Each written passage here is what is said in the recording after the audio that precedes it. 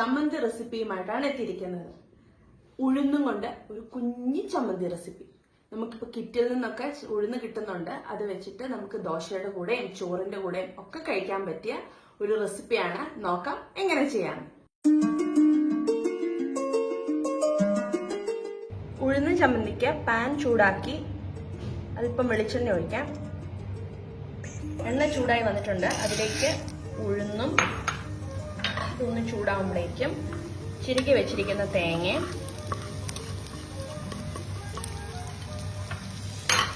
അല്പം വറ്റൽമുളകും വെളുത്തുള്ളിയും കൂടെ ചേർത്ത് നമുക്കൊന്ന് മൂപ്പിച്ചെടുക്കാം.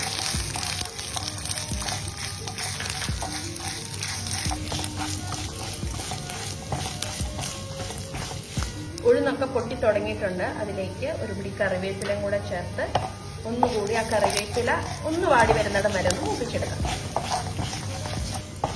ഇപ്പോൾ എല്ലാം നല്ലപോലെ മൂത്ത് വന്നിട്ടുണ്ട്. നമുക്ക് സ്റ്റവ് ഓഫ് ചെയ്ത് ഇത് തണുക്കാനായിട്ടൊന്ന് മാറ്റി വെക്കാം.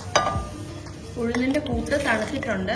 അതൊരു ജാറിലേക്ക്, മിക്സിയുടെ ജാറിലേക്ക് ഇട്ടിട്ട് അരച്ചെടുക്കണം.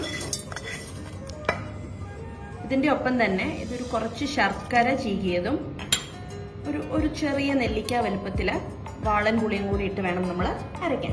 ഇത് നമുക്കൊന്ന് അരച്ചെടുക്കാം. ഇതിലേക്ക് പാകത്തിന് ഉപ്പ് ചേർക്കാം. ഈ ഒരു പരുവത്തില് ഒരുപാട് അരഞ്ഞ ചമ്മന്തിയല്ല, പൊടിഞ്ഞതുപോലത്തെ ചമ്മന്തിയാണ് നമുക്ക് കിട്ടുന്നത്.